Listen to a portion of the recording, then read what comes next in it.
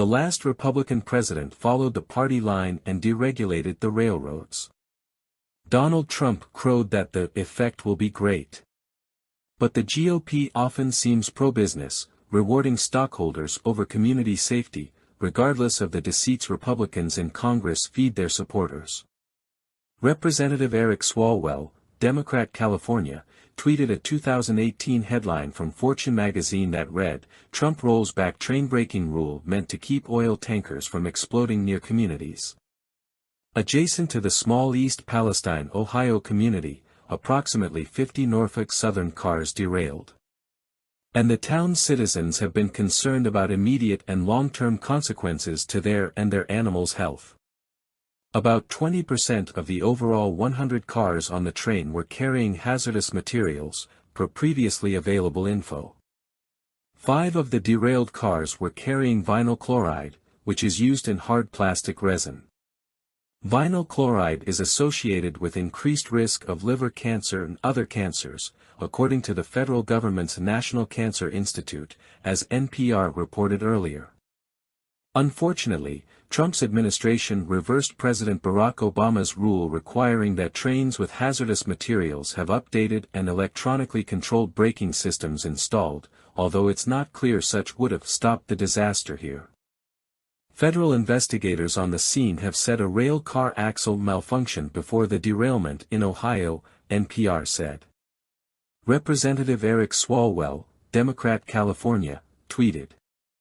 A news headline warned Trump's deregulation of railroads could lead to train cars exploding. Trump proudly quote-tweeted, "Effect will be great." Trump's insinuated President Joe Biden did not care about the residents of East Palestine. The White House has gone after the Republican talking points. As President Biden told Ohio Governor Mike DeWine and Pennsylvania Governor Josh Shapiro soon after the derailment, the federal government stands ready to provide any additional federal assistance the states may need. While Transportation Secretary Pete Buttigieg was tardy arriving on the scene, he's evidently indicated he learned from this lesson. Unfortunately, that mistake fit right within the Republicans' claims about the Biden administration not caring.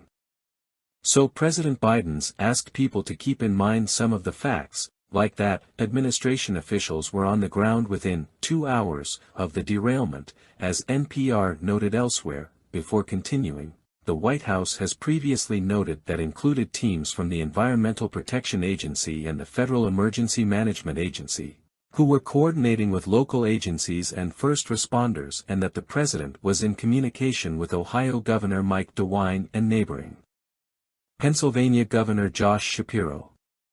The president also added, "I have spoken with every single major figure in both Pennsylvania and Ohio, so the idea that we're not engaged is simply not there." EPA Administrator Michael Regan, a Biden pick, has also addressed the situation. "They have to show up, and they have to make amends with this community," he said, referring to Norfolk Southern, the company responsible for the train that derailed. "They caused this mess. They have to clean it up. And they have to prove to us and to the community that they're genuine in all of the declarations that they've made. Not showing up to public meetings isn't a great way to start." Dozens of staff from the Environmental Protection Agency have been on the ground where the train derailed, committing themselves to work like examining the environments inside and outside local residences and getting the train company to financially cover the necessary cleanup operation.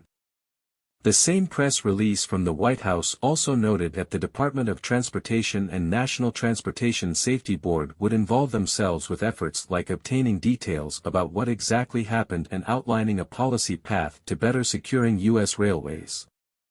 Authorities also said that the Department of Health and Human Services and Centers for Disease Control and Prevention would be deploying a team of medical personnel and toxicologists to conduct public health testing and assessments. The team will include a medical toxicologist and the Agency for Toxic Substances and Disease Registry, ATSDR, Region 5 lead to support EPA and state health department efforts. ATSDR protects communities from harmful health effects related to exposure to natural and man-made hazardous substances and will send a team to interview people in the derailment area and conduct an assessment of chemical exposure investigation. The White House also described FEMA as in constant contact with other authorities. Chair of the National Transportation Safety Board Jennifer Homendy said, "Enough with the politics. I don't understand why this has gotten so political. This is a community that is suffering. This is not about politics. This is about addressing their needs, their concerns. That's what this should be about."